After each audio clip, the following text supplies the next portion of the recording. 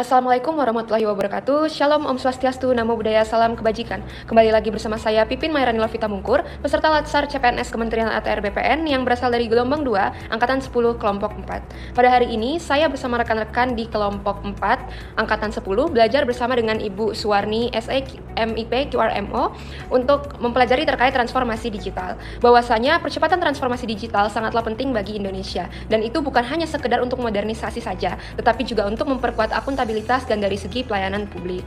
Nah, sebagai ASN masa kini, kita dituntut untuk memiliki 4 literasi digital atau 4 pilar literasi digital. Yang pertama terkait dengan beretika dalam menggunakan teknologi atau digital ethics, kemudian terampil dalam menguasai keterampilan digital atau digital skills, kemudian membangun budaya digital yang positif atau digital culture, dan yang terakhir menjaga keamanan data dan informasi atau digital safety. Nah, tentunya dengan 4 pilar ini, kita bisa menjadi ASN yang siap menghadapi tantangan zaman. Dari itu, yuk kita saksikan bersama terkait apa saja yang sudah saya pelajari dalam diskusi interaktif bersama dengan Ibu Suwarni pada hari ini. Selamat menyaksikan. Hari ini saya belajar tentang seberapa penting percepatan transformasi digital bagi Indonesia. Transformasi digital dapat dipahami sebagai proses pemanfaatan teknologi informasi dan komunikasi untuk mengubah cara kerja, pola pelayanan, serta budaya organisasi agar menjadi lebih efisien, transparan, dan juga adaptif.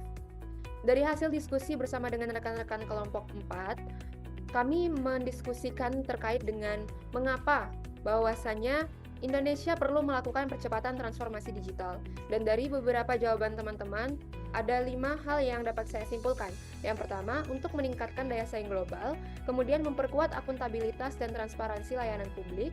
Yang ketiga, mengurangi ruang penyimpangan seperti mafia ataupun pungli, dan juga memperluas akses bagi seluruh masyarakat Indonesia, karena Indonesia terdiri dari berbagai macam pulau yang jaraknya sangat berjauhan antara satu dengan yang lainnya, sehingga tentunya dengan adanya transformasi digital ini akan mempermudah akses hingga ke seluruh penjuru di Indonesia.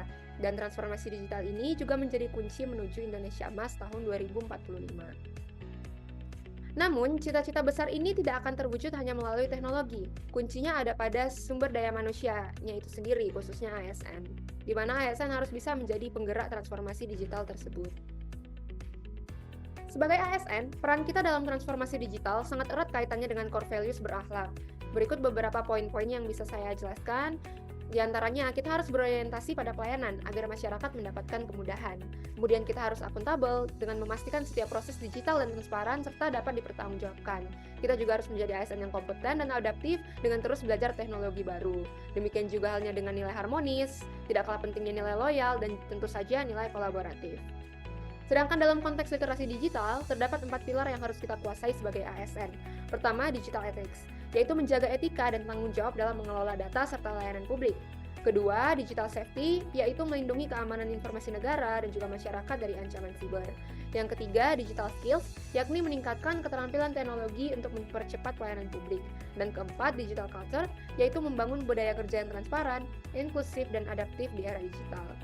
Percepatan transformasi digital adalah panggilan moral untuk melayani masyarakat dengan lebih baik, menjaga akuntabilitas, dan juga memperkuat kedaulatan bangsa menuju Indonesia Emas di tahun 2045.